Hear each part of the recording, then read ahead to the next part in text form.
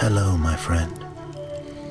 Today I will tell you another long-forgotten legend. Close your eyes and let the magic transport you to Middle-earth. Our journey begins. In the fading years of the Third Age, when shadows grew long across the north and rumors whispered of the enemy's stirrings in every darkened vale, Gandalf the White rode alone beneath the pale stars. His cloak, once gray as mist, now gleamed faintly, catching the moonlight like the silver crest of a wave. His heart, though steadfast, was burdened, for he had seen too much of ruin and too little of rest. He had come north into the cold lands of old Angmar, where few now dared tread. The stones themselves seemed to remember the Witch King's laughter, and the wind sighed through broken towers as if it mourned some ancient sorrow. Yet Gandalf felt another presence there, something stirring in the frost, something that should not be. He rode along the desolate ridges until dawn kindled faint gold upon the snows of the misty mountains far to the south. Then he came upon a lonely fire, hidden in a hollow of stone. Around it huddled a wanderer cloaked in furs, a Dunedain ranger named Arathor, whose sharp eyes and quiet voice had long served the North's secret watch. "Grey Pilgrim," Arathor said, rising from his crouch, "I had not thought to find you among the ruins of Carn Dûm." "Nor I you, my friend," Gandalf answered, dismounting. "But chance, or perhaps something more, has drawn me here. What news of the North?" Arathor's gaze flicked toward the dark cliffs looming beyond. "The wind carries whispers," he said. "Old songs about a place the wild folk call the Sanctuary of the Forsaken. They say strange lights burn there at night, and voices speak in tongues not heard since the elder days." At that, Gandalf's eyes kindled keenly. "The Sanctuary," he murmured. "I had thought that name long forgotten." He stirred the fire with his staff and for a long while said nothing. Then, in a lower tone, he spoke again. "Long ago, when the Istari came into Middle-earth, there were 5 of us sent by the Valar: Saruman the White, wise yet proud; Radagast, gentle friend of beasts; myself, the Grey Pilgrim, and 2 others, Alatar and Palando, whom men now call the Blue Wizards. They journeyed east beyond the lands men know, and were not seen again. But not all who served the powers remained faithful to their purpose." Arathor frowned. "You think this sanctuary may be their doing?" "I think," said Gandalf gravely, "that it may be what remains of those who fell away. If that is true, we must find it before its secrets fall into darker hands." So it was that Gandalf gathered a small company for the road northward. With Arathor came Bruni, a stout dwarf wanderer of the Iron Hills who sought forgotten mines, and Lindoriel, a sylvan elf with eyes like winter stars, skilled in healing and in song. 3 companions beside Gandalf himself, no more than needed for silence, no fewer than needed for strength. They set forth from the ruins of Carn Dûm at dusk, crossing fields of frozen heather beneath a sky pale with snow. No bird sang there, no beast stirred. Even the air seemed heavy with remembrance of dread. On the second night, when the cold bit deepest, Lindoriel raised her hand. "Do you hear it?" she whispered. Faintly carried by the wind, there came a distant hum, soft, low, and unearthly. It was not the cry of any beast, nor the echo of stone upon stone. It was a voice, singing in a tongue older than the hills. Gandalf halted. His eyes glimmered beneath his brows. "The tongue of Valinor," he murmured, "but twisted, changed. The song faded into the night. The company moved on, and the land grew ever more grim. Black cliffs rose around them, jagged as broken teeth, and at their feet gaped clefts filled with blue ice. Through one such cleft, they found a path leading down into shadow. At its end, hidden beneath the ice and rock, stood a gate of stone so ancient that runes upon it had warned to ghosts. Upon its arch was carved a single mark, a staff bound in flame. Gandalf reached forth his hand, and the mark glowed faintly at his touch. "The sign of the Astari," he whispered. "This place is indeed of our order." Then a chill passed through the air, and a whisper came, soft, sorrowful, like the voice of someone long lost. "Go back, Mithrandir. This is not your road." Bruni tightened his grip upon his axe. "Spirits, we should not linger here." But Gandalf's voice was calm, though his eyes burned bright. "No spirit bars my way that was once of my own kin. Come, the truth lies within." He raised his staff. White fire flared from its tip, striking the gate. The stone shuddered, and with a long, grinding sigh, it opened inward. Darkness breathed out from within, cold and deep as the grave. The company entered, and the gate closed behind them with a sound like the turning of ages. Within lay a vast hall carved from black rock, lined with pillars as tall as trees. At its heart stood a great crystal pool, still and clear. Faint light shimmered upon it, though no torch burned nearby. Lindoriel knelt beside the water. "It is not mere reflection," she said softly. "The light comes from beneath." And so it did. Deep within the pool, shapes seemed to stir, shadows of faces, blurred and sorrowful. Then upon the far side of the hall, a door opened soundlessly, and a figure stepped forth. He was tall and cloaked in robes of dark blue, his hair silver as frost, his eyes weary yet keen. Gandalf's breath caught. "Morinitar," he said, the name heavy with old remembrance. The other wizard inclined his head. "Long has it been, O gray, now white," he said. "You should not have come." And Gandalf, his hand still upon his staff, answered quietly, "Then tell me, brother, why does the sanctuary of the Forsaken still breathe with power once sworn to serve the West?" Morinitar's eyes flickered toward the glowing pool. "Because one of us would not let it die. And far below, in the depths of the water, something moved. The air within the sanctuary was unlike that of any earthly place. It was heavy and close, yet alive with faint whispers, as though the stones themselves remembered the voices of those who had dwelt there long ago." Gandalf stood silent before Morinitar, taking in the sight of his old companion, the once proud blue wizard who had journeyed into the east and never returned. He looked changed, worn by centuries of solitude. His robes, though faded, still bore the deep hue of midnight skies, and his staff was wrought from blackened yew, its top crowned with a faint blue flame that flickered without heat.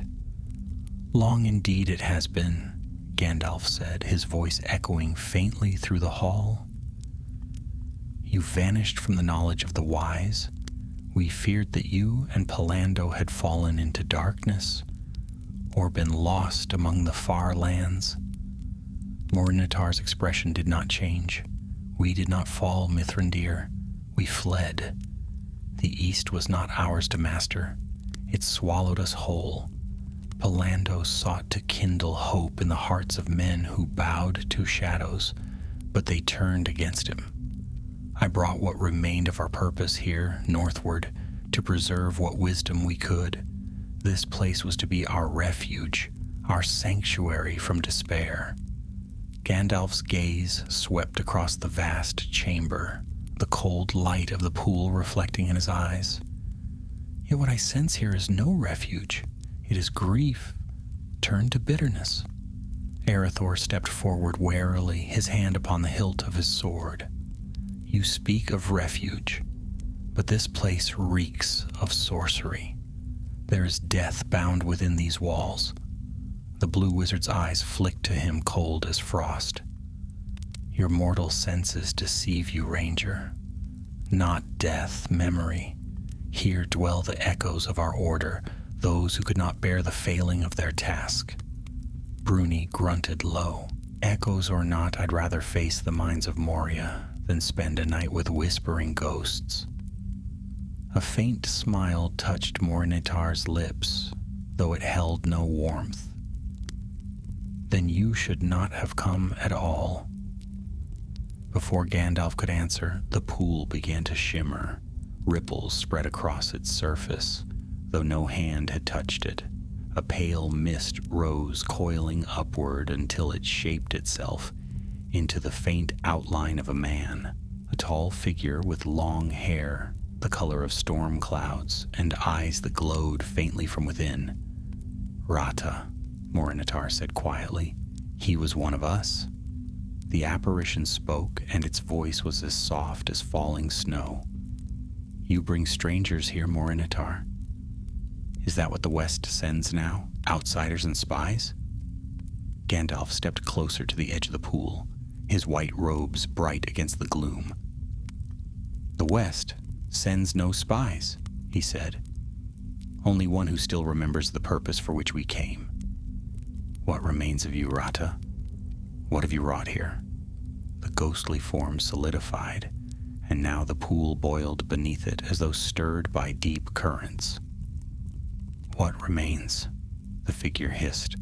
Only the truth that the Valor turned their faces from us. We were sent to heal this world, yet bound with weakness. We were forbidden to match Sauron's power, and so his darkness spread while we dwindled. I sought another path, a way to awaken the old spirits of the North, the ones that even Morgoth could not tame. They sleep beneath the ice still, waiting for one who dares to call them. Gandalf's eyes hardened. You would summon them? You would rouse the buried evils of Angmar and the First Age to challenge Sauron? You would destroy all that remains. Rata's voice echoed from the walls, growing louder. Better to destroy than to bow. The West abandoned us, Mithrandir. I will not fade into shadow as Saruman did, worshipping his own pride. I will create a new order, one not bound by the chains of the Valar. Lindoriel's bowstring twanged. Enough, she cried, loosing an arrow that flew straight through the shimmering form. It vanished into mist. But the pool convulsed violently, and cold light burst from its depths. The hall trembled. From the black pillars, shapes began to slide forth, shadows clothed in frost and sorrow. Their eyes were hollow voids, and in their hands they bore blades of pale light. The shades of the fallen, Morinitar said grimly, bound to Rata's will. He keeps them here, half alive, half forgotten. Arathor drew his sword, its steel ringing sharp. Then let us send them to their rest. The shadows descended. Lindoriel's arrows sang through the air, striking the wraiths with bursts of silver flame, while Bruni's axe cleaved the misty forms that came too close. Gandalf's staff blazed white, each stroke of its light scattering the darkness like the dawn breaking through storm clouds. But still they came. For every wraith that fell, two more rose from the icy floor. The chamber filled with a howling wind, and from the depths of the pool came a voice of command, Rata's, ringing like thunder. You cannot banish me, Mithrandir. This is my sanctuary, my power. The stone walls cracked. The crystal pool split down the center, spilling light like molten glass. Gandalf raised his staff high and shouted words of power older than the world. The runes upon the pillars flared, and the shadows faltered. Morinitar moved beside him, his own staff burning with deep blue fire. "Together, old friend," he cried, "as we were meant to be." Their lights joined, white and blue mingling into blinding brilliance. The hall shook as the two wizards' powers clashed against the darkness, and at last the shades wailed and vanished like smoke swept away by a storm. The pool went still again, black and cold. Silence fell. Only the sound of dripping water remained. Bruni leaned on his axe, panting. "Is it done?" Morinitar's face was pale. "No, he is not destroyed. Rata's spirit is bound to the heart of this place. He will rise again unless the sanctuary itself is unmade." Gandalf lowered his staff slowly. "Then we must find the heart and break it." Morinitar turned away, his gaze falling to a dark archway beyond the shattered pool. "Through there," he said softly, "the inner sanctum. But beware, the power that dwells there is no longer wholly his. It is older, colder. Even the Valar did not name it." Gandalf's eyes gleamed in the dimness. "Then it is time we learned its name." He stepped forward and his companions followed, their footsteps echoing through the ruined hall. The shadows seemed to retreat before them, yet the air grew colder still, and from the passage ahead came a faint sound, like distant chanting deep beneath the earth. The light of Gandalf's staff dimmed as if smothered by unseen hands, and a strange unease settled upon them. "Whatever lies ahead," Lindoriel whispered, "it is not meant for mortal sight." "Nor immortal comfort," Gandalf replied, his voice low but steady. "Yet we must go on, for if we turn back now, the North itself may awaken to ruin." And so they went on into the darkness, toward the heart of the sanctuary, where Rata's last secret waited, patient and cruel, beneath the ancient ice. The passage beyond the shattered hall descended like the throat of a sleeping mountain. The air grew thick with frost and the smell of stone long sealed from the touch of sun or wind. Faint veins of blue light traced the tunnel walls, glimmering like veins of trapped starlight. None spoke. Even Bruni, whose tongue was rarely still, walked in silence, his breath a faint mist in the freezing dark. At length the path widened into a vast cavern, its roof arched high overhead, lost in shadow, while the floor was smooth as glass. In the center stood a single pillar of ice, taller than any tree, glowing faintly from within, and there, encased in its frozen heart, a shape could be seen, a man's form shrouded in robes of pale gray, his head bowed as though in sleep. Morinitar stopped at the threshold. "The heart of the sanctuary," he said quietly, "Rata's prison and his power." Gandalf stepped forward, the light of his staff gleaming across the icy floor. "Then he is not gone," he murmured. "He has bound himself within this crystal, drawing strength from the deep roots of the mountain. But such bonds do not hold without cost." Lindoriel moved beside him, her elven eyes glimmering. "He looks sorrowful," she said softly, "like one who remembers the light but cannot reach it." "Do not be deceived by sorrow," Arathor warned. "A serpent weeping is still a serpent." At that moment the ice groaned. The light within the pillar flared, and a voice filled the cavern, soft, hollow, yet heavy with power. "You should have left me to my silence, Mithrandir." The ice split with a thunderous crack. Shards fell like rain, and from the pillar stepped Rata, no longer a ghostly shade, but whole and living, his eyes burning with cold fire. Frost clung to his robes, and in his hand was a staff carved from black ice.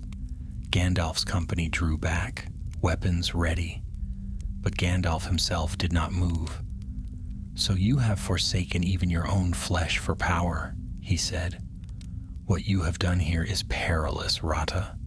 Release yourself, and this place may yet be cleansed." Rata laughed, a sound sharp as breaking glass. "Cleansed?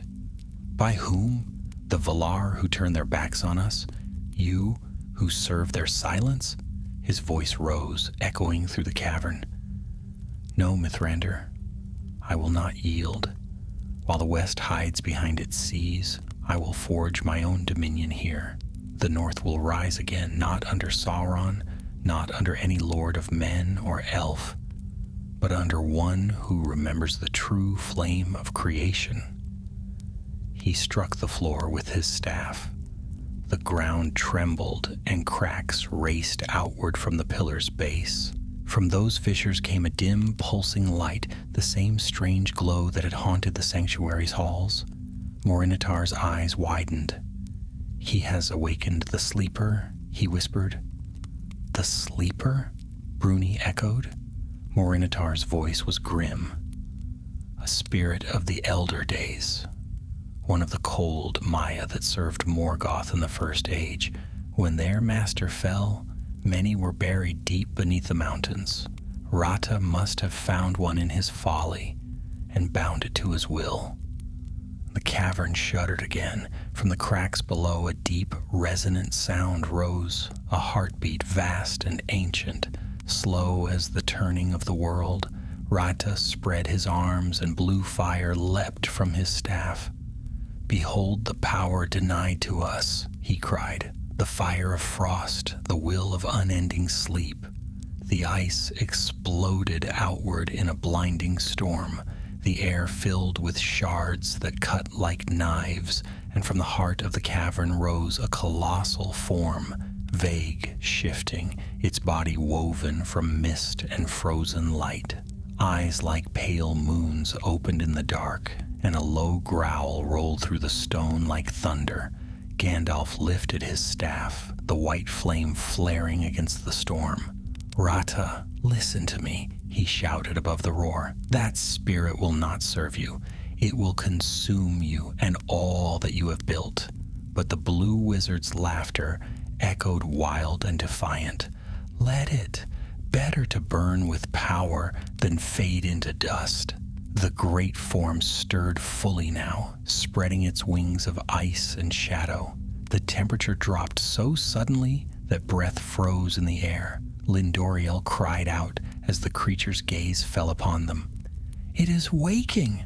"Hold fast," Gandalf commanded. His staff blazed brighter, and white fire surged forth, clashing with Rata's blue flame. The cavern erupted in light, two powers, equal and opposite, colliding in a storm of thunder and frost. Bruni and Erethdor shielded their eyes as waves of heat and cold tore through the air. The sleeper's roar filled the world, shaking the mountain to its roots. Then, amid the fury, Morinitar raised his own staff and stepped between them. "Enough," he cried. "You shame the purpose for which we were sent. Rata, remember who you are." For a heartbeat, the blue wizard faltered. His eyes, for just a moment, softened, as though some buried memory stirred. But then the sleeper's power surged again, drowning all else. Rata's face twisted in pain. "It's too late," he gasped. "It has me." Gandalf saw his chance. With a cry, he thrust his staff toward the heart of the storm. A shaft of white fire pierced the ice beneath Rata's feet, striking the glowing fissure. There came a sound like a bell shattering, and the light within the cavern burst outward in a single blinding flash. When sight returned, the Great Spirit was gone. Only a vast crater of melted ice remained, smoking faintly in the cold air. Rata lay upon the ground, unmoving, his staff shattered beside him. Morinitar knelt beside him, placing a trembling hand upon his brow. "He breathes," he said, "but barely." Gandalf looked down at the fallen wizard with a weary sorrow. "He is broken, but not lost," he said. "The spirit that possessed him is banished for now, but its echo lingers. This place is cursed. We must bring it down before its power seeps into the land again." Arathor sheathed his sword. "Then we collapse the sanctuary." Bruni grinned grimly. "A task after my own heart?" Morinitar looked up at Gandalf. "If we destroy it, he will not survive," he said softly. "He is bound to it now." Gandalf's expression was grave. "Then he must choose freedom or oblivion." Rada stirred weakly, his eyes flickering open. You would destroy my work?" he whispered. "It was never meant to be yours," Gandalf said gently. "Let it go, Rata. Let it end." For a long moment, silence filled the cavern. Then Rata smiled faintly, a shadow of the man he once had been. "Perhaps you are right, old friend. Perhaps it is time." He raised a trembling hand and spoke a few words in the ancient tongue. The ice beneath them groaned, the pillars cracked, and far above, the mountain rumbled. "Go," he said. "I will keep the gate closed behind you." Morinitar hesitated, anguish in his eyes, but Gandalf placed a hand upon his shoulder. "Come, his road ends here." They fled upward through the collapsing tunnels as the sanctuary trembled around them. Behind, a deep, resounding boom echoed through the earth, the sound of the mountain's heart breaking. At last they emerged into the pale daylight, gasping for air. The cliffs of Forodwaith shook, and from beneath them rose a plume of icy mist as the sanctuary fell into ruin. Gandalf turned, watching the ground sink where the ancient fortress had been. "Farewell, Rata," he murmured. "May your spirit find peace beyond the circles of this world." Morinitar bowed his head. "He has redeemed more than himself," he said softly. "He has freed the North from a greater doom." Gandalf's gaze lingered on the horizon, where the last light of the sinking sun touched the snows with gold. "The world grows darker," he said, "but even now, a small light endures." And with that he turned southward, his white cloak gleaming against the winter hills, while behind him the mountain slept once more, its secrets buried deep beneath the frost of ages. For many days, after the fall of the sanctuary, the winds of the north howled with strange voices. The snows lay thick across the land as though the world itself sought to bury what had been awakened beneath the ice. Gandalf and his companions traveled south in silence, the white peaks of Forodwaith behind them and the long gray plains of Eriador far ahead. None spoke of what they had seen in the deep halls, for the memory of that cold fire lingered like a wound that would not heal. On the fifth night, as they made camp beside a frozen stream, Gandalf sat apart from the others, staring into the small fire that crackled at his feet. The flames cast long shadows over his face, and the lines about his eyes seemed deeper than before. Morinitar approached quietly, wrapped in a dark cloak. His once proud bearing had softened. His eyes were heavy with grief. "He is gone," Morinitar said, lowering himself beside the fire. "The mountain is still. I felt it this morning." The last echo of his presence faded with the dawn. Gandalf nodded slowly. Rada was proud, and his pride led him astray. Yet in the end he remembered who he was. Few among the fallen find such mercy. The blue wizard gazed into the flames. "Perhaps that mercy was yours, Mithrandir. You have not changed. You still believe that all things, even the lost, may yet be redeemed." "Not all things," Gandalf replied quietly, "but some, and that is enough to fight for." A faint smile touched Morinitar's lips. "Then perhaps there is hope for me as well." "There is always hope," Gandalf said, "if one seeks it in the light and not the shadow." Beyond the firelight, Bruni and Erethdor were mending their gear, while Lindoriel walked a little apart, singing softly in the elven tongue. Her voice, clear and mournful, drifted across the cold air like the memory of sunlight. When she finished, Erethdor spoke. "I have seen many strange things in my life," he said, "but never did I think to stand in the company of wizards, nor to see the earth itself rise and fall beneath their power. Tell me, Gandalf, will the world ever cease to tremble from such deeds?" Gandalf smiled faintly. "The world has always trembled, my friend. From the beginning of time, it has been shaken by the will of greater powers. What matters is whether we tremble with fear or with courage." Bruni gave a low chuckle. "Well, I for one will be content with a good roof and a warm fire. The north can keep its ghosts." That night, the wind rose again and snow drifted over their camp. Gandalf lay awake, watching the flames flicker low.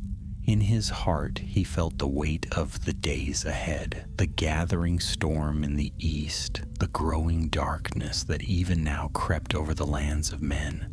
The fall of the sanctuary had closed one wound, but others would soon be opened. At dawn, they set forth again. For many leagues, they traveled through frozen valleys and along ridges sharp as blades. Once they came upon a ruin half buried in snow, an ancient watchtower of Arnor, its stones weathered and broken. There they found shelter, lighting a small fire in the shadow of its walls. While the others rested, Gandalf climbed the narrow stair to the tower's summit.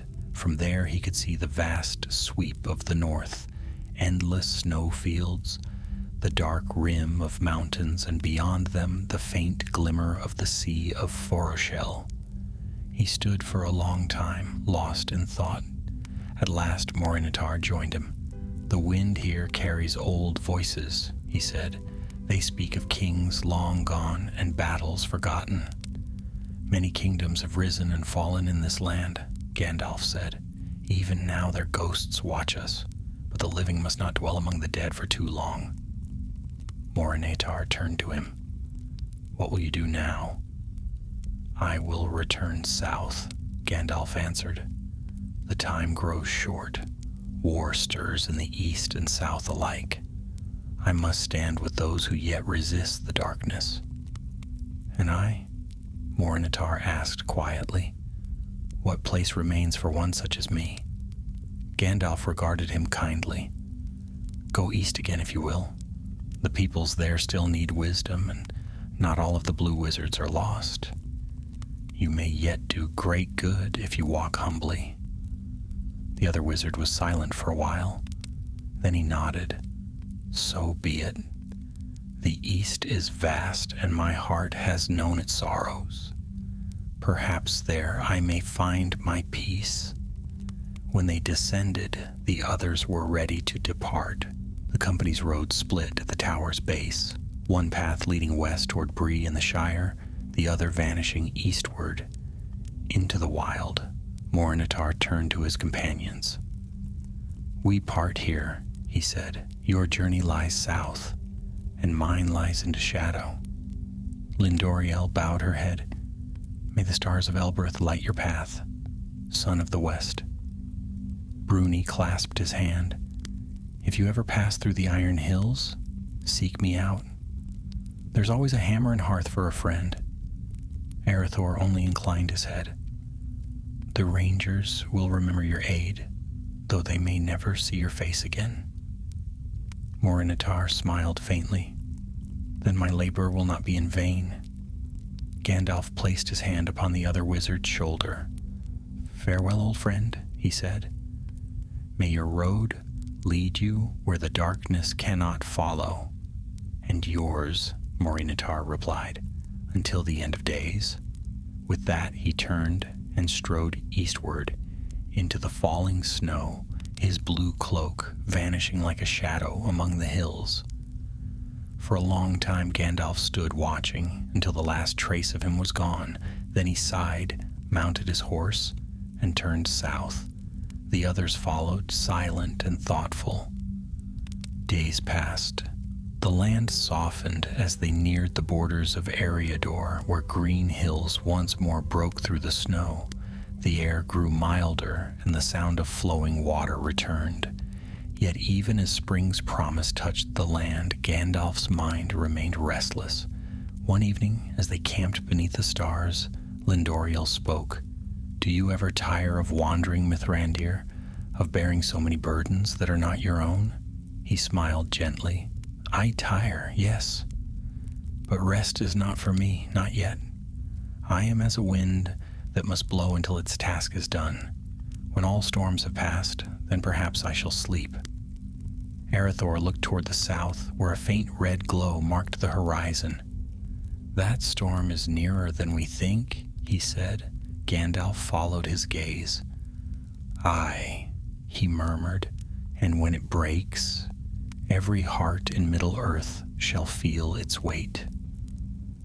They rode on the next morning, and before long the land of Arnor opened before them. Broad fields, silent forests, and the faint trails of men who still dwelt in the scattered north. To many their passing went unseen, but to a few, the secret watchers of the Dunedain, it was noted with quiet reverence.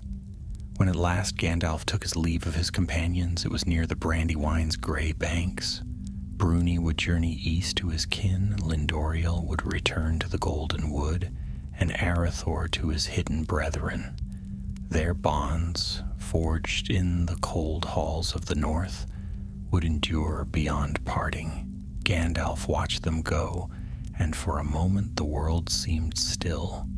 The wind stirred the reeds, carrying with it the scent of earth and rain. He turned his eyes southward, where far away the shadow of Mordor brooded unseen. "The sanctuary is fallen," he said softly to himself, "but the war of the world has only begun." Then, gathering his cloak about him, Gandalf the White set forth once more upon the long road to destiny, his staff gleaming faintly in the twilight, his heart alight with the weary, steadfast hope that no darkness could quench. The journey south was long and silent. The wild lands of Eriador stretched wide beneath the gray sky, and Gandalf rode through them like a wandering star, his white cloak gleaming against the waking earth. The snows were melting, and cold rivers ran swift with spring water. Yet for all the freshness of the season, a heaviness lingered in the air, a sense of waiting, as though the world itself held its breath before some great storm. He passed through quiet hamlets and lonely watchtowers, places where men still clung to the remnants of forgotten kingdoms. In Bree, he tarried only one night, speaking little and listening much. The townsfolk greeted him with warmth, for many there remembered the old gray pilgrim who had come and gone through the years, always bringing tales and strange wisdom. But Gandalf's eyes were distant now, and none could guess what burdens he bore in silence. From Bree he turned eastward toward Rivendell. The road was green again, bordered with early blossoms, and the air smelled of rain and stone. Yet even amid beauty, his thoughts wandered north to the ruins of the sanctuary, to Morinatar vanishing into the snows, and to the echo of Rata's voice fading into silence. 3 times along the road he stopped and looked back, as though half expecting to see a blue light glimmering in the distance. But the north was quiet, and only the wind moved over the hills. At length he came to the hidden valley of Imladris. The Bruinen ran bright beneath its bridges, and the trees were heavy with new leaves. Elrond himself greeted him at the gate, his face grave yet kind. "Welcome, Mithrandir," said the Lord of Rivendell. You return from the far north, and I perceive a shadow behind your eyes. What tidings do you bring?" "Dark ones," Gandalf replied, "though not of open war. The north is at peace for now, but it has seen things that should never have stirred again." He followed Elrond into the great hall where a fire burned upon the hearth, and the air was filled with the faint scent of cedar. There they spoke long into the night, and Gandalf told him of the sanctuary, of Rata's fall and redemption, of the ancient spirit that had been awakened and cast down once more. When he finished, Elrond sat in silence for a time. "Strange are the doings of your kindred, O grey pilgrim," he said at last. "Even the wise are not beyond the reach of darkness.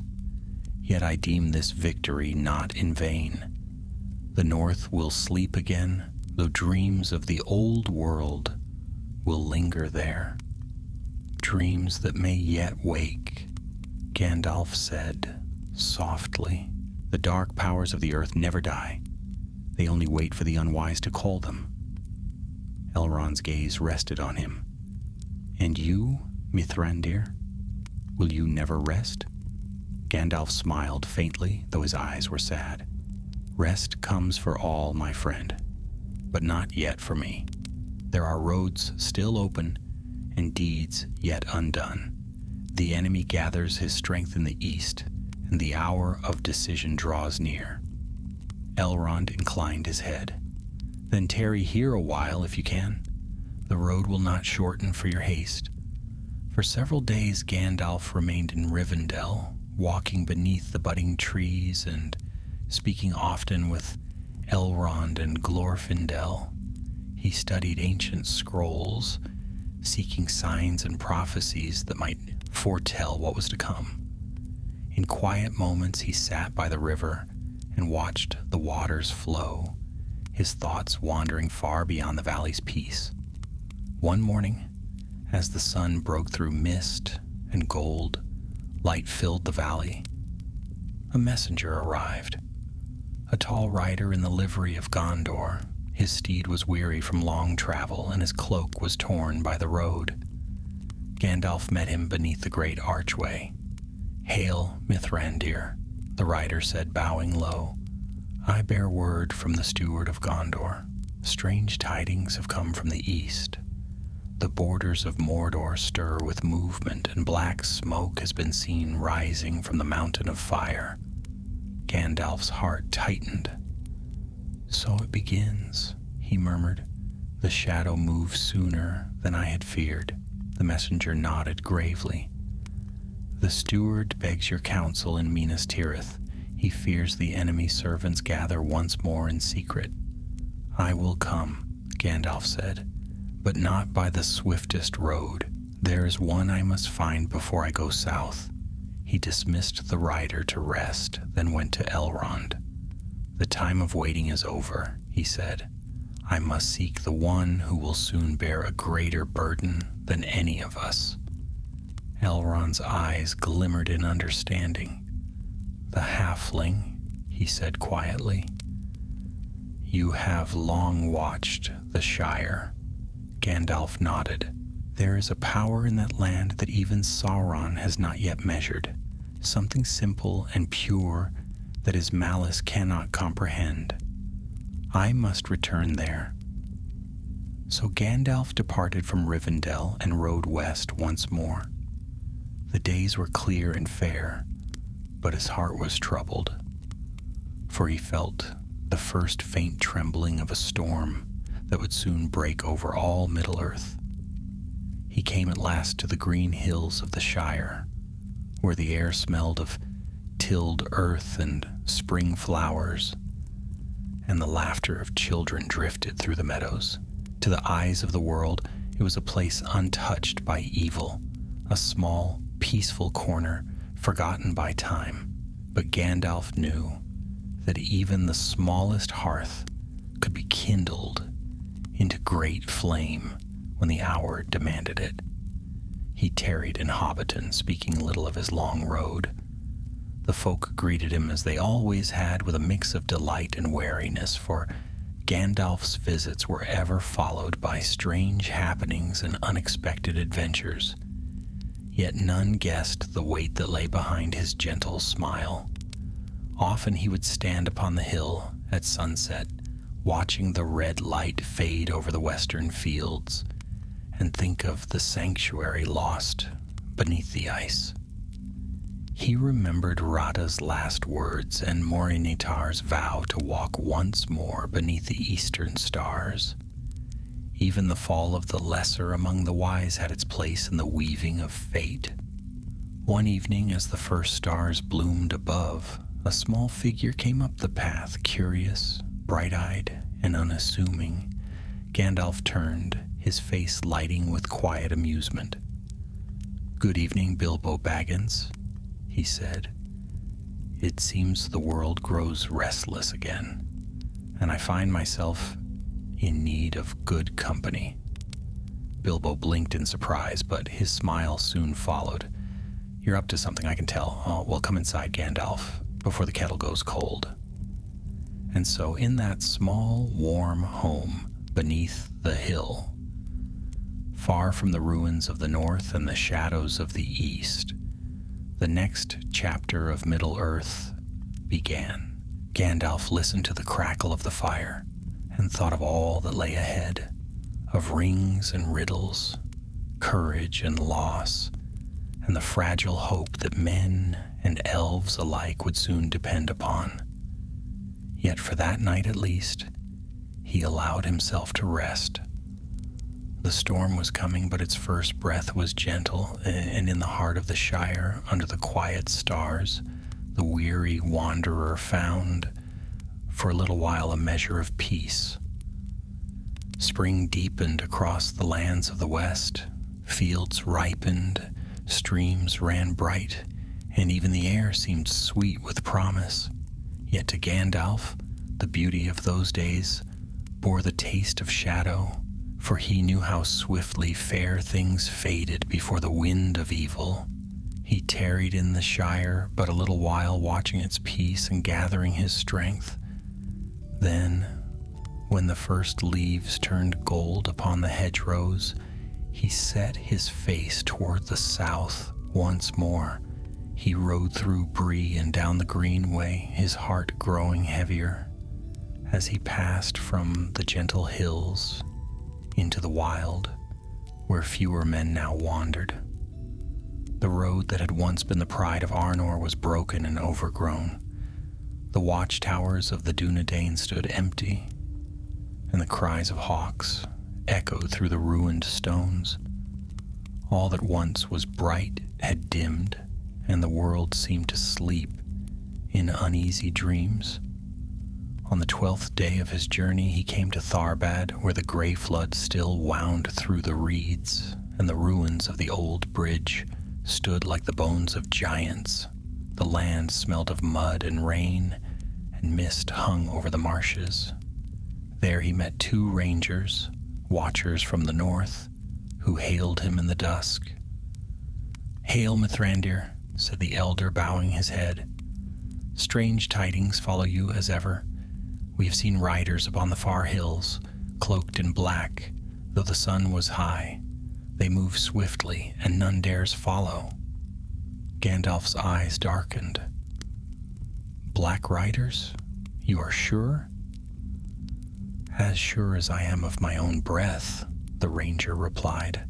"They came from the east, crossed the river at dusk, and vanished toward the south.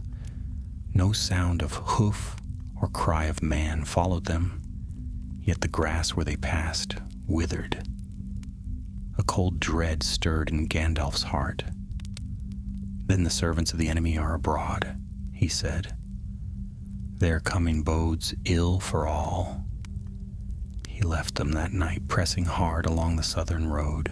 The stars wheeled slowly overhead, and the wind whispered through the heather. Often he would lift his head and listen, and more than once he thought he heard the faint echo of hooves far behind. But when he turned, there was nothing, only darkness stretching across the plains. For many days he traveled thus, restless and alert, until at last he reached the green lands of Calenardon. There the grass rolled like a sea, and the white peaks of the misty mountains gleamed far to the north. Yet beyond that fair sight loomed the distant shadow of Mordor, a haze that stained the sky with faint red even by day. In the evening he came to a lonely hill where a single tower rose, its stones blackened with age. Within its walls burned a watchfire, and beside it stood a man clad in the gray and silver of Gondor. His face was stern and proud, and his eyes were keen. "Hail, stranger," said the man, lowering his spear. "Few come unbidden to the towers of the guard. Name yourself." "I am Gandalf," the wizard replied, "once called the Grey, now the White. I come at the summons of your steward." At those words, the guard's expression changed. "Then you are welcome, Lord," he said. "Minas Tirith awaits you. Riders have been sent to clear your path." So Gandalf rode on, swift as the wind, until the white walls of Minas Tirith rose before him like a crown upon the mountain's brow. The city gleamed in the light of the setting sun, yet beneath its beauty lay a sense of weariness, a pride grown thin by long vigilance. When he entered the citadel, he was led before Denethor, steward of Gondor, who sat upon his black chair beneath the banners of his house. The hall was vast and cold, lit only by tall lamps and the flicker of torches.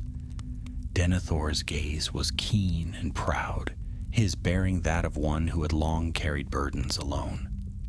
"So you have come at last, Mithrandir," said Denethor. "Rumor of dark riders has reached even my walls. What say you of them?" "They are servants of Sauron," Gandalf answered. "The Nine have risen again. The power that once bound them grows stronger with each passing day.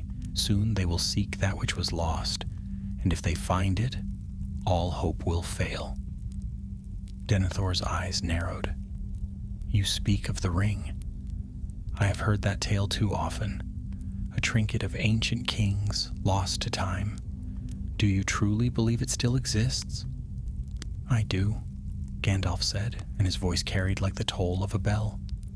"And I believe the enemy believes it as well. His hand stretches forth to grasp it even now." Denethor rose slowly, his cloak falling about him like the wings of a crow. "Then we are already doomed," he said, "for no might in Middle-earth can stand against the Dark Lord if he regains his full strength." "Doomed only if we yield to despair," Gandalf replied. "Strength does not lie in pride or armies, but in the hearts of those who still resist. Remember your forefathers, Denethor. They did not build these walls to watch them fall." For a moment fire flared in the steward's eyes. Then he turned away. "You speak fair, as always. Yet I have seen more than words in my time. The world changes, Mithrandir, and the days of men grow short. If hope remains, let it be found quickly." Gandalf bowed slightly. "Hope may come from places least expected. Guard your heart, my lord, and do not turn from those who bring tidings from the north. The fate of Gondor may rest upon a halfling's courage." Denethor frowned, but he made no answer. Gandalf took his leave and went down into the lower circles of the city, where the people moved by torchlight and the smell of the sea drifted in from the east. He lingered there for several days, watching, listening, and learning. He saw fear behind the brave faces of Gondor's folk, yet also strength, a quiet endurance born of long defiance. He spoke with soldiers at their posts, comforted children who whispered of black shapes in their dreams, and offered counsel to the captains who watched the dark land beyond the Anduin. At night he would climb to the high court beneath the white tree, whose leaves were few and pale, and gaze eastward, where the shadows lay thickest. Often he thought of Morinitar wandering the distant east, and wondered if his brother among the Astari still walked under that same poisoned sky. One evening, as the bells of the city tolled for the changing of the guard, a faint tremor ran through the stones.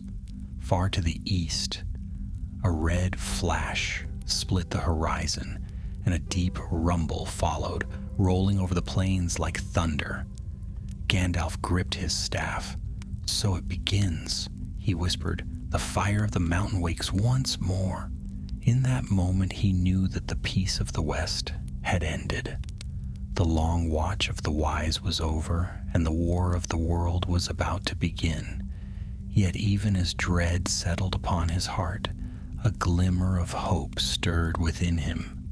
For somewhere far away in a quiet land of green hills and laughter, a small folk lived their simple lives, unaware of the great design that would soon draw them into legend.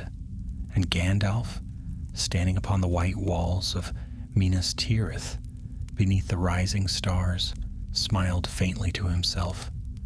"The wheel turns," he said, "and the hands of the small will move the fate of kings." The days that followed were filled with signs and portents. Over the plains of Gondor, the air grew thick and heavy, the stars dimmed, and the moon rose pale behind veils of smoke drifting from the east. Messengers came riding hard to Minas Tirith, their faces gray with weariness, bearing tidings of dark hosts moving in the shadows beyond the river. The land of Mordor had awakened, and all the borders of Gondor trembled. Yet amid that rising dread, Gandalf was seldom still. He rode through the city by day and watched the heavens by night, reading in their slow-burning fires the pattern of things to come. The people of Minas Tirith came to know him as both comfort and mystery, a white-cloaked wanderer whose eyes kindled like stars when anger stirred him, yet whose words could still the fear in a soldier's heart. One morning, as the sun struggled to pierce the murk above the mountains, Gandalf stood upon the ramparts with Captain Boromir, son of Denethor. The wind from the east carried the scent of ash and iron. "The world darkens swiftly," Boromir said, his hand resting upon the hilt of his sword. "Even the sun seems weaker than it once was." "Darkness is ever bold when it believes the light has waned," Gandalf replied, "but the sun endures beyond the clouds, even when unseen. So too must men." Boromir frowned. "I have seen the strength of men fail, Mithrandir. In the north, the old kingdoms are dust. In the south, our borders crumble. What hope remains if the shadow rises again?" "The same hope that kindled in your fathers," Gandalf said gently. "For courage is not born of victory. It is born of the will to stand though victory be uncertain." Boromir's gaze lingered on the horizon. "Then we shall stand," he said grimly, "though we stand alone."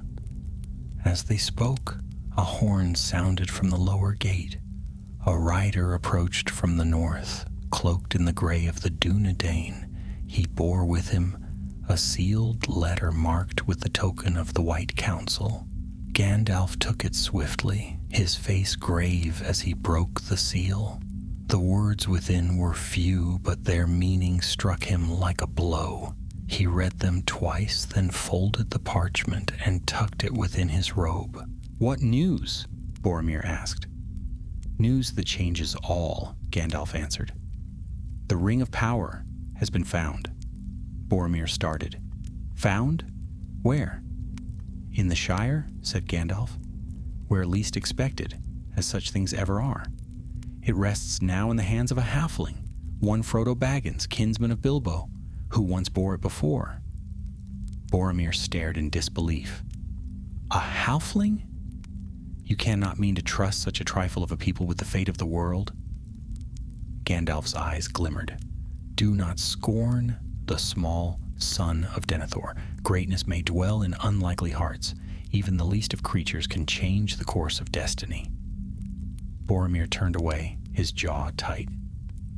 "If this is true, then the ring must come to Gondor. With it, we could break the power of Mordor once and for all." Gandalf's gaze grew stern. "Beware that thought, Boromir. The ring answers only to the will of its maker. In any other hand, it brings ruin. Even the purest heart could be consumed by it." Before Boromir could reply, a tremor shook the ground. Far to the east, beyond the black peaks, a red glare rose suddenly, staining the clouds with fire. The mountain of doom had spoken again. A rumble followed, low and distant, and the hearts of men faltered.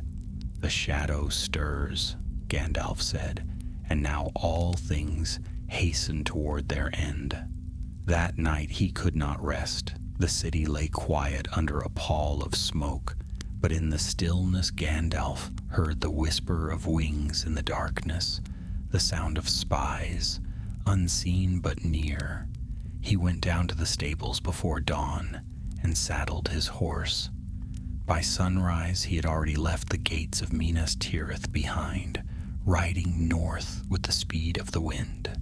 He crossed the wide fields of Anorion, and the Anduin shone beside him like a blade of silver. The land was fair yet fearful, for strange lights flickered at times upon the eastern horizon, and the cries of carrion birds echoed from unseen places. Still he pressed on, for time weighed heavily upon him. After many days, he came again to the wild lands of Rohan, where the grass grew tall and the wind swept endlessly from the plains. The people of the Riddermark received him with wary courtesy, for the tidings from Gondor had reached even their distant halls. In Edoras he spoke briefly with King Theoden, who was then hale but troubled by dreams of darkness. Gandalf warned him of the storm gathering beyond his borders, but the king would not yet be stirred to war. "The eyes of Mordor do not turn toward us," Theoden said. "Let Gondor bear its burden. We have peace for now, and I will not squander it." Gandalf bowed, though sorrow shadowed his face. "Peace bought with blindness is but a truce with doom," he said. "When the fire comes, it will not choose its path." He departed that same night, taking the northern road through the gap of Rohan and beyond, until the mountains rose once more before him. Each day the shadow in the east grew darker, and the very air seemed charged with foreboding. It was on the 5th night, as he camped beside the river Isen, that he saw the sign he feared most. A host of black riders crossing the plain in silence, their cloaks fluttering though no wind stirred. Their horses' eyes glowed faintly, and wherever they passed, the grass blackened. Gandalf's heart grew cold. He mounted at once and fled westward, driving Shadowfax at full gallop. Behind him faint cries rose, high and thin like the wailing of lost souls. The chase lasted through the night across ridges and valleys until dawn broke pale and weary. At last Gandalf gained the cover of the hills and turned his face north toward the Shire. By the time the sun set again, he had left the riders behind, though their memory lingered like a wound. He knew then that Frodo must be warned, and swiftly. The world was moving toward its breaking point. The dark hand of Sauron was stretched forth, the free peoples divided and unready. Yet amid the gathering storm, Gandalf found a strange, steady resolve kindling in his heart. He'd seen the fall of wizards and the pride of kings, the ruin of ancient halls and the stirring of nameless spirits, but he had also seen redemption and courage and the light that refused to die. As night deepened, he raised his eyes to the stars, few and dim now through the haze, and whispered to himself, "The sanctuary has fallen, yet the fire endures. Let it burn anew in hearts untested." And with that he rode on into the darkness, swift and silent, bearing with him the last, fragile hope of Middle-earth. The road to the Shire wound through long miles of mist and memory. The land softened as Gandalf rode northward, green hills rising, brooks murmuring through meadows, and the scent of early summer drifting upon the wind. Yet though the earth seemed gentle, the sky was troubled. Clouds gathered like bruises upon the horizon, and the sunlight broke through them only in fleeting rays. Shadowfax carried his master tirelessly, swift as thought, his hooves barely whispering upon the grass. Gandalf spoke little, though at times he murmured to the wind as if sending words ahead to warn unseen friends. Ever his mind turned to the same thought, the ring, and the small bearer who held the fate of all free folk, unknowing in his hand. He had seen the ruin that pride could bring, the fall of Saruman, the corruption of Rata, the despair of Denethor yet to come. And now the smallest and humblest of creatures must face what none of the mighty could endure. At dawn on the fourth day, he crossed the green borders of the Shire. Mist lay thick over the fields, but the air was clean, and the smell of tilled earth and wet grass filled his heart with both peace and urgency. All seemed quiet. No sign of the Nine marred the gentle hills, yet Gandalf knew the silence was fragile, the calm before the storm. He rode to Hobbiton by secret paths, avoiding the main road. Smoke rose from the chimneys of Bag End, curling lazily into the pale sky. The sight stirred a faint smile upon his weary face. He dismounted and knocked upon the familiar round door.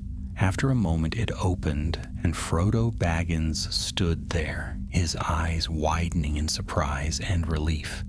"Gandalf, you've been away so long, I began to think that I'd forgotten you," Gandalf said with a small laugh. "Nay, my dear Frodo, I remember too much. But now there is little time for rest. May I come in?" Frodo stepped aside quickly. The wizard entered, stooping beneath the low ceiling, and seated himself by the hearth where Bilbo's old kettle hung. The fire was warm, but Gandalf's face remained grave. "You have kept it safe?" he asked. Frodo hesitated. "Yes, though at times I wish I hadn't. It lies there in the drawer by the mantel." "Fetch it," said Gandalf quietly. Frodo obeyed, bringing forth a small envelope. He laid it upon the table, and for a long moment Gandalf stared at it as one might look upon a coiled serpent. Then he drew the ring forth. The gold glimmered dully in the firelight, cold and heavy. "So," he murmured, "the thing that unmade kings and corrupted wizards lies now in a hobbit's keeping." Frodo frowned. "Is it truly so dangerous? Bilbo used to make light of it.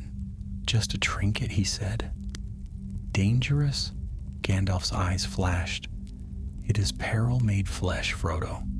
It is the heart of the shadow that once darkened the world. The enemy's will lives within it still, though he is far away. It waits for weakness, for desire, for the smallest crack in the armor of a soul." Frodo's face grew pale. "Then why bring it here? Why let me keep it?" "Because the wise do not trust themselves to hold it," Gandalf said softly, "and because there was no safer place. But that safety has ended. The riders are abroad, and they will not rest until they find it." At those words, the fire seemed to dim. Frodo sank into his chair, his hand trembling. "What must I do?" "You must leave," Gandalf said, "at once. take it and go quietly before word of it spreads. There are friends on the road who will help you. I will follow, though other tasks may delay me." "Leave the Shire?" Frodo whispered, his voice filled with disbelief. "But where would I go?" "East for now, to Rivendell. Elrond will counsel you better than I can.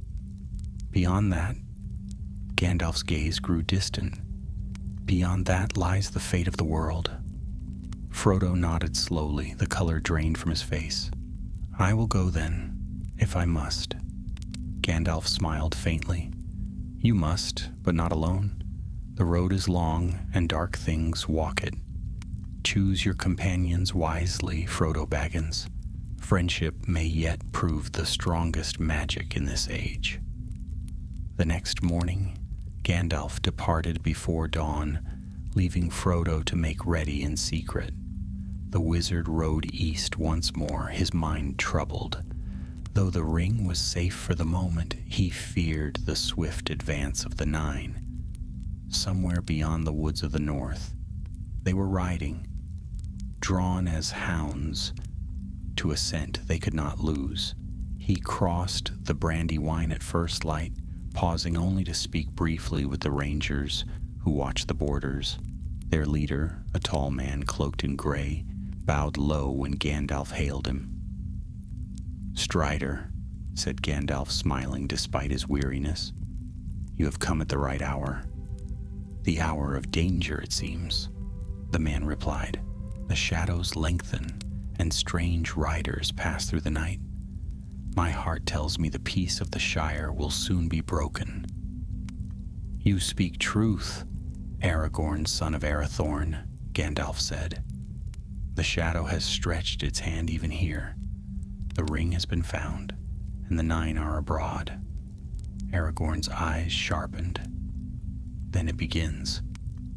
What would you have me do?" "Watch the road. Keep the ring-bearer safe when he comes.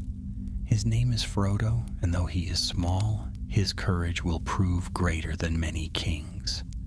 I go now to seek counsel and aid, for we shall need all before the end." Aragorn bowed his head. "You shall find me where the road grows darkest. The north remembers its charge." Then Gandalf mounted again and turned eastward, riding swift as a gust across the wild. Behind him, the hills of the Shire faded into green shadow, and ahead the horizon burned faintly red where the smoke of Mordor rose beyond the mountains. In those days, his path was fraught with peril. The servants of Sauron were everywhere, spies, crows, and whispering winds. Twice he fought off unseen foes in the night, and once he came upon a ruined watchtower where black sigils had been carved into the stone. Each sign spoke of a darkness gathering, a net closing around the free lands. Yet Gandalf pressed on, guided by a will older than the stars. He knew that every hour gained was precious, every delay costly. Hope lay in movement, in trust, in the courage of small hearts. At last, one starlit night upon the edge of the wild, he stood upon a high ridge and looked back. Far to the west, the faint shimmer of the Brandywine gleamed like a thread of silver. Somewhere beyond it, Frodo would soon take the first step upon his perilous road. "Run swiftly, my friend," Gandalf murmured, "for the world leans upon your feet." Then he turned east again, his white staff gleaming like a star fallen to earth, and vanished into the night where doom and destiny waited unseen. The wind was strong in the highlands east of the misty mountains. Clouds moved swiftly, their dark bellies sweeping the ridges like ships upon a gray sea. Gandalf pressed on beneath their shadow, his white cloak snapping in the gale, the sound of hooves echoing faintly among the hills. Shadowfax bore him tirelessly, sure-footed as a mountain stag, but the wizard's heart was heavy. He had felt the world tighten around him as if unseen cords were drawing closed. threads of malice spun from Barad-dûr, reaching across leagues to ensnare the unwary. Each night he saw more signs, footprints that vanished without trace, blackbirds that wheeled against the wind, faint cries carried on the air. The nine were abroad indeed, and he could feel their presence pressing westward toward the Shire. He urged Shadowfax on, riding with all the speed the horse could muster, hoping to reach Isengard before the ring wraiths reached the halfling. The road grew steeper as he entered the Vale of Isen. Here the grass was scorched in patches, and the river ran sluggish and dark, carrying the scent of ash. At dusk, he saw the tower of Orthanc rise from the plain, black and gleaming like a shard of night against the blood-red sunset. Once the tower had been a symbol of wisdom, but now its windows glimmered coldly, and the air about it seemed still and watchful. As he approached the great gates, they opened soundlessly before him. A voice called out, measured, deep, and proud, "Welcome, Gandalf the White. Long have I awaited your coming." Saruman stood upon the steps of Orthanc, robed in white that shimmered like frost, his hair as pale as winter's light. Yet his eyes were bright with a strange fire, and Gandalf saw in them not wisdom but hunger. "Long indeed," Gandalf replied. "Too long, perhaps. The world moves, Saruman, and the shadow spreads while you stand apart." The other's lips curved faintly. "Apart? Nay, my friend. I have watched, studied, and prepared. The time for watchfulness is over. The time for action begins." He led Gandalf into the great hall of Orthanc. Its walls were lined with strange devices of metal and crystal, and the air hummed faintly with unseen power. At the center of the floor stood a pedestal upon which rested a black sphere veiled in silk. Gandalf's eyes narrowed as he recognized it.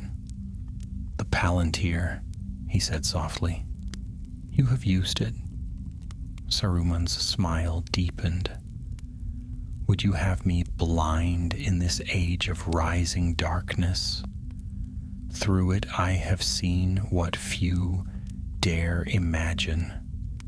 Sauron's strength grows, but so does mine. We must match his fire with our own or be consumed." "You seek to rival him?" Gandalf's voice hardened. "You of all should know that no mortal or Maya may wield his craft and remain untainted." "Untrue," Saruman said sharply. "You cling to the old ways, to the fading light of the West. But the Valar do not move to save us, do they? Their silence is answer enough. The world belongs to those who seize it. Join me, Gandalf. Together we could rule in wisdom, bend the storm to our will, and bring order where chaos reigns." Gandalf looked upon his old companion, and sorrow filled his heart. Order built upon fear is no order at all.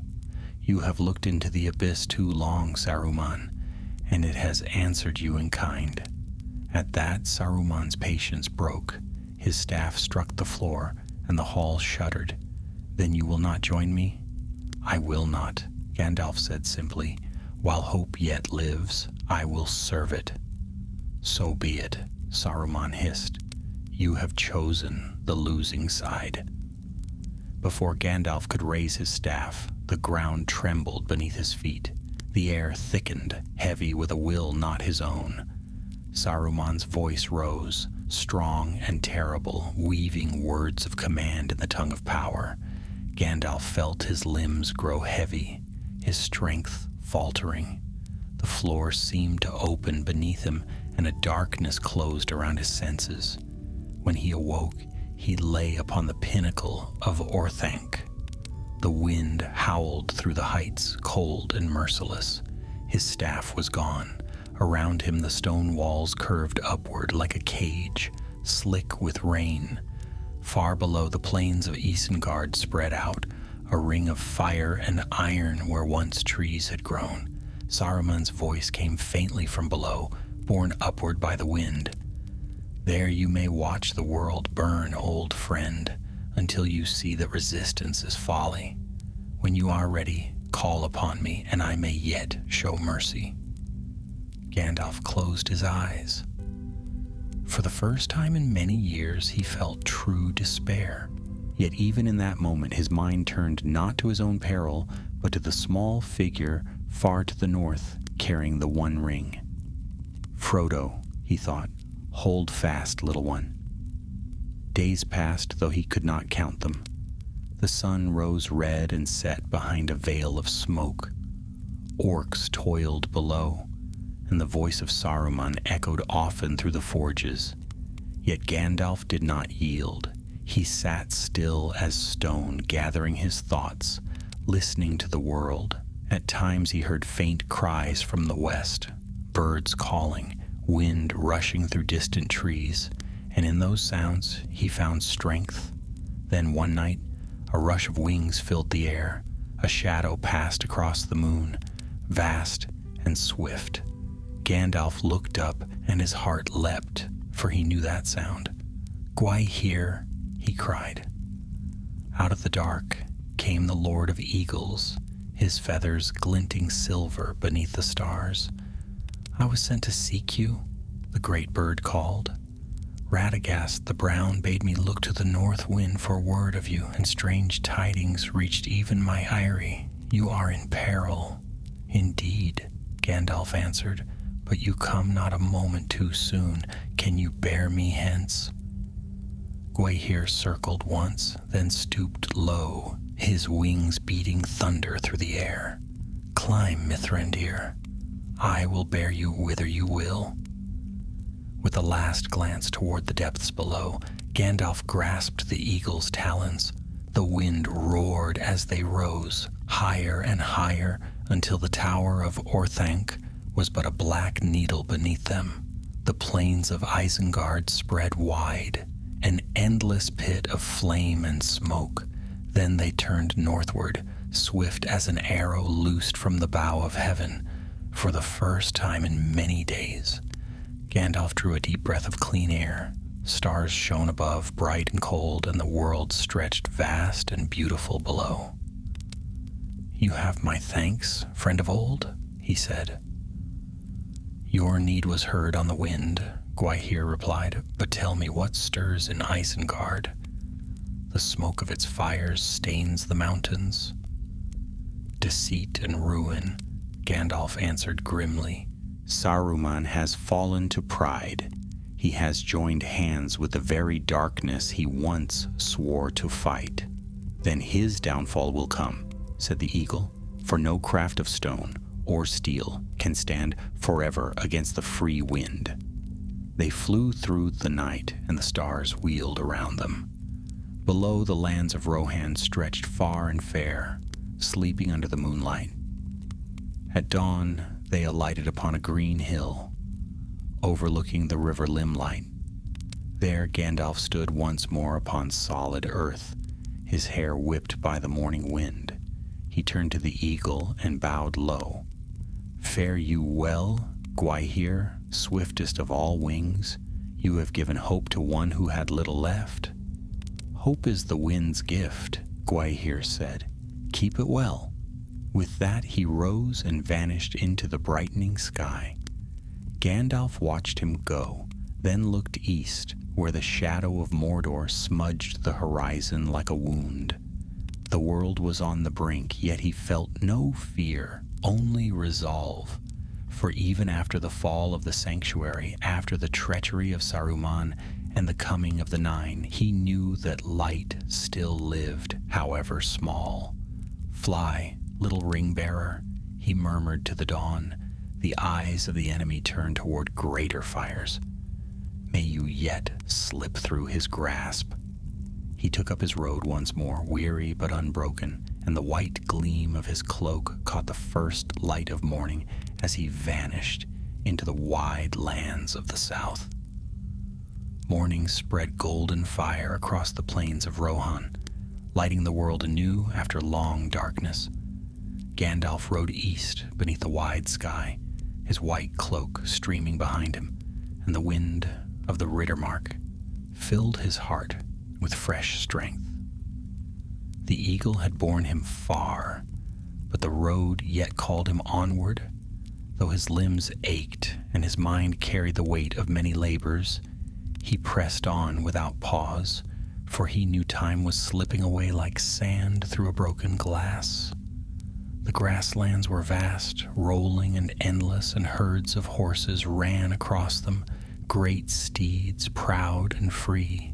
Their thunder echoed across the hills, and Gandalf smiled, remembering the first days of the Mark, when the men of Rohan had come northward from the plains of the south, and found here a home of sun and wind. Yet now, even these wide lands felt the shadow creeping from the east. The sky grew dim at times, veiled by a faint stain of smoke, and the wind carried whispers that were not of nature. By noon he reached the river Isen and the borders of Edoras. The golden hall of Meduseld shone faintly upon its hill, but the banners that once streamed proudly in the wind now hung limp and faded. The guards at the gate looked weary, and their eyes were shadowed with doubt. Gandalf dismounted, his step light yet commanding. "Tell your king that Mithrandir has returned," he said. "I would speak with him before the sun sets." The guards exchanged uncertain glances, then led him through the gates. As he climbed the long stair, Gandalf felt sorrow stir within him. The hall of Theoden King had once been a place of light and laughter, its pillars carved with scenes of victory and valor. Now the air within was dim, heavy with the scent of smoke and the murmur of hushed voices. Upon the throne sat Theoden, son of Thengel, an old man bent by years and weariness. His hair was white, his eyes clouded, and beside him stood a tall, pale figure, cloaked in black. Grima Wormtongue. His narrow face was smooth as polished bone, his voice soft and sly.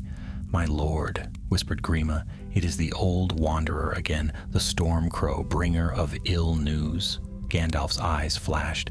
"You name me ill, servant of deceit, yet it is your tongue that sows ruin in this hall." Theoden stirred faintly, his voice dull. "Why come you here, Gandalf? Have you not brought enough trouble upon my house?"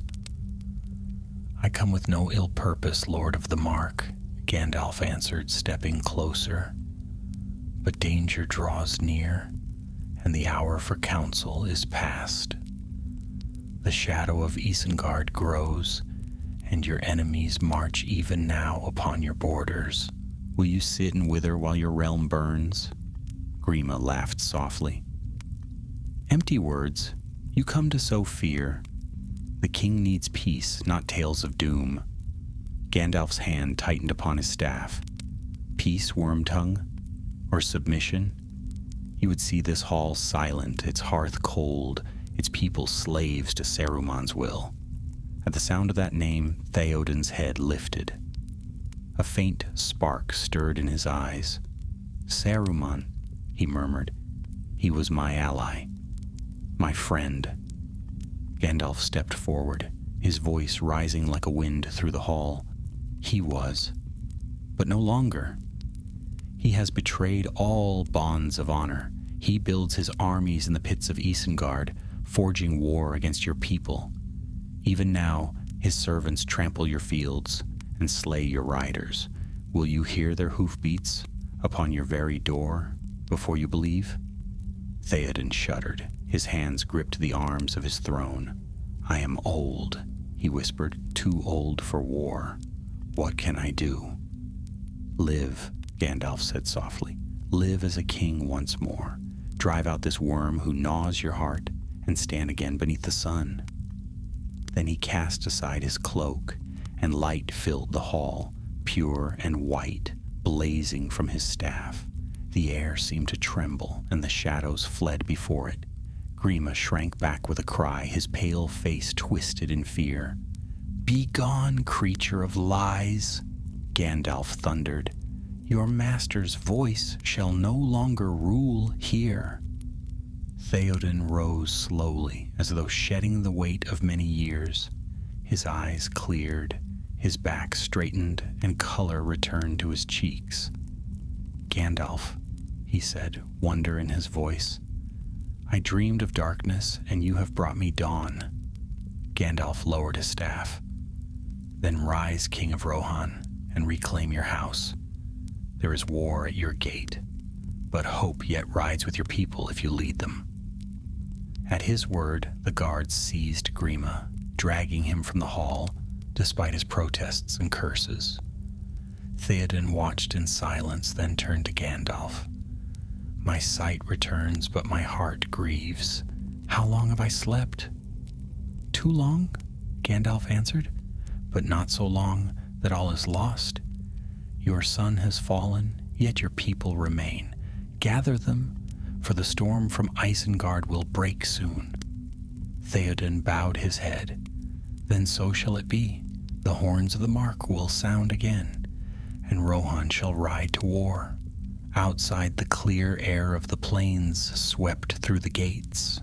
The golden banners lifted once more in the wind, and the people of Edoras felt hope stir within them for the first time in many months. That evening, as the sun set behind the mountains, Gandalf stood upon the high terrace beside Theoden. Below them, the riders of the mark gathered, tall and fierce, their horses stamping eagerly. "Long have we been idle," Theoden said, "but no longer. Tonight we ride against the traitor Saruman. His treachery ends at dawn." Gandalf nodded. "Ride swift, but not in wrath. Despair is his ally. Remember who you are, son of kings." Theoden placed his hand upon his shoulder. "I will remember. And you, Gandalf? What road calls you now?" "The road of the storm," the wizard answered. "There is work yet to be done beyond your borders. The fate of all lands is bound together. When the last horn sounds and the fires fall, we must stand as one." As night fell, the horns of Rohan rang clear and strong across the plains. The riders mounted and rode forth, their spears glinting in the moonlight. Gandalf watched them go, his heart proud and sorrowful alike. When the last echo faded, he turned away, mounting Shadowfax once more. "To the south we ride again," he said softly, and the great horse leapt forward, swift as a wind out of legend.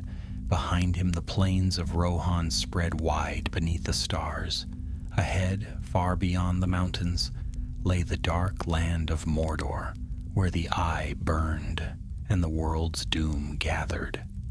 Yet even against that dread, Gandalf's spirit burned bright, for in the hearts of men and hobbits alike, he had seen the same flame, the courage to endure when hope seemed lost. And as he rode into the night, he whispered to the silent air, "The storm rises, but so too shall the light. The final reckoning draws near." The storm of war had broken. From Isengard to the Efelduath, the earth itself seemed to tremble beneath the feet of armies. Smoke rose from the forges of Mordor, darkening the sun, while the banners of Gondor and Rohan streamed upon the wind. And amid the gathering tumult, Gandalf the White rode tireless from field to field. A glimmer of light against the encroaching night, days of battle and shadow followed. In the valleys of Rohan, the hosts of Saruman poured forth, filling the plains with fire. At Helm's Deep, the Hornburg stood besieged, its walls battered by the relentless tide of Uruk-hai. Yet within those walls, the men of the Mark, led by King Theoden, fought with courage that defied despair. Gandalf came to them in their darkest hour, his white standard shining upon the ridge as dawn broke over the deeping coombe. "Look to my coming at first light on the 5th day," he had said, and so it was. The light of the rising sun flashed upon his staff, and beside him rode Eomer with 1,000 horsemen. Their charge swept through the ranks of the enemy like a wind through dry grass, and the valley rang with the thunder of hooves and the cries of battle. When at last the day was won, Gandalf stood upon the walls, his gaze fixed eastward. "The victory is not yet full," he said softly, "for the greater shadow remains." Theoden came to his side, his armor scarred and blood-stained. "Then let us ride to meet it. Rohan will not rest while darkness reigns." And so the king gathered his host and rode north to Isengard, where the treachery of Saruman awaited judgment. They found the vale in ruin. The waters of the river Isen had burst their bounds, flooding the pits and quenching the fires of war. Where once Saruman's armies had marched, only broken engines and drowned forges remained. At the center of the desolation stood Orthanc, black and unyielding amid the swirling flood. As Theoden and his men looked on in wonder, 2 small figures stepped forth from the wreckage, Meriadoc Brandybuck and Peregrine Took, cheerful despite the ruin around them. They bowed low before Gandalf, who laughed softly and placed a hand upon their heads. "So, my mischievous friends, you have come through fire and flood to greet me." "Indeed we have," said Merry, "though we did little enough. It was the Ents who broke Isengard, not we." Gandalf's eyes brightened. "Then Treebeard has awakened. I should have guessed. The world's oldest powers yet move in its defense." But within Orthanc, Saruman still lingered, trapped and defiant. Gandalf approached the foot of the tower, his staff in hand, and called aloud, "Saruman, come forth. Your dominion is ended. Speak now, or remain forever silent." For a long while there was no answer. Then a voice drifted down, smooth and cold. "So the White Rider comes to gloat over his triumph. Do you think to unmake me as you did Rada? To cast me into the sea of my own undoing?" Gandalf's reply was calm, though sorrow edged his words. "You unmade yourself. Your fall was written the day you chose power over wisdom." The door of the tower creaked open, and Saruman appeared upon the balcony. His robes were no longer white, but woven with threads of many colors, shifting like oil upon water. His eyes blazed with wrath. "I served the same purpose as you, Mithrandir, to bring order from chaos, but you chose weakness. The age of men will falter, and when it does, who will rule them? You? The Valor? No, only those who dare." "The age of men is their own," Gandalf said. "Neither you nor I may rule it. Step down from your pride before it devours you wholly." For a moment Saruman's face twisted, torn between anger and despair. Then he spat upon the wind. "Be gone, you have no power here." Gandalf lifted his staff. "I cast you from the order of the Istari, Saruman of many colors. Your staff is broken." A sharp crack echoed across the vale. Saruman staggered, his staff splintering in his hand. A cry of fury escaped him as he fled back into the tower, slamming the door behind him. Gandalf lowered his arm. So ends his pride. For now.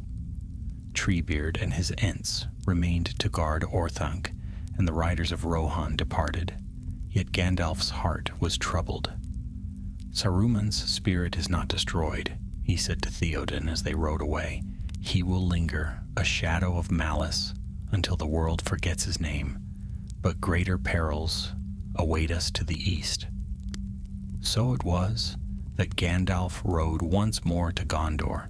There the final storm gathered, black and terrible. The eye of Sauron blazed above Barad-dûr, and his armies marched in uncountable numbers.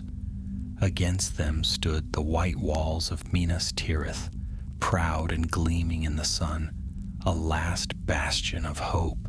The siege began with thunder and fire. Towers of iron rolled toward the gates, and the city shook beneath the hammering of catapults. Yet still, Gondor held. From dawn to dusk, Gandalf rode through the streets, his voice steady and his presence a beacon of courage. "Hold fast, men of the West," he cried. "This is your city, and no darkness shall claim it while you yet stand." The people rallied around him, and for a time the walls endured. But when the gates fell and the armies of Mordor poured in, despair threatened to break them. Then, at the rising of the sun, the horns of Rohan sounded in the distance, clear, bright, defiant. The battle of the Pelennor fields raged from morning until the setting of the sun. Kings fell and rose again in valor, and the might of Mordor was broken upon the courage of the free peoples. At last, when the black captain of Sauron fell beneath Eowyn's blade, Gandalf lifted his eyes to the east. "The hour comes," he murmured. "Now the fate of all hangs upon a single thread." For beyond the war upon the slopes of Mount Doom, another battle was fought, smaller, unseen by any save the eye. There the ring that had unmade worlds met its end in fire, and with its fall, the realm of Sauron crumbled. When the dust of that doom had passed, and the dark towers lay broken, Gandalf stood upon the walls of Minas Tirith, beneath a sky washed clean. The wind was sweet again, and the white tree bloomed anew. He looked westward toward the mountains, and a faint smile touched his lips. "So ends the long watch," he said softly. "The sanctuary is fallen, the wizards are scattered, and the age of the old powers is ended. But the world is not diminished. It is remade." In the days that followed, he journeyed north once more, through lands scarred yet healing. He visited the Shire, where peace had returned, and sat beneath the party tree with Frodo, Sam, Merry, and Pippin. Their laughter filled the air, light and pure, and for a time Gandalf allowed himself to rest. At last, the day came when he took his leave. To the havens he rode, where the sea stretched endless and the ships of the elves waited in silence. There stood Elrond and Galadriel, radiant as starlight, and beside them many who had fought and endured. Gandalf turned to his friends. "The work of my order is done," he said.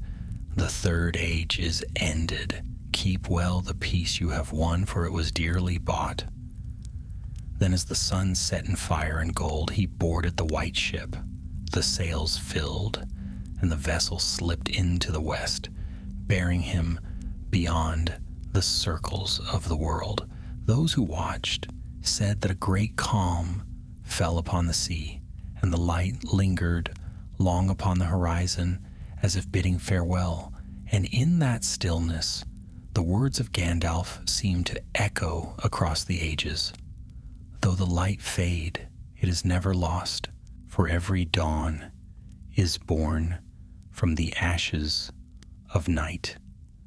And so the tale of the sanctuary of the forsaken wizards came to its end, not in despair, but in the quiet promise of renewal, as Middle-earth turned its face toward the dawn of a new age.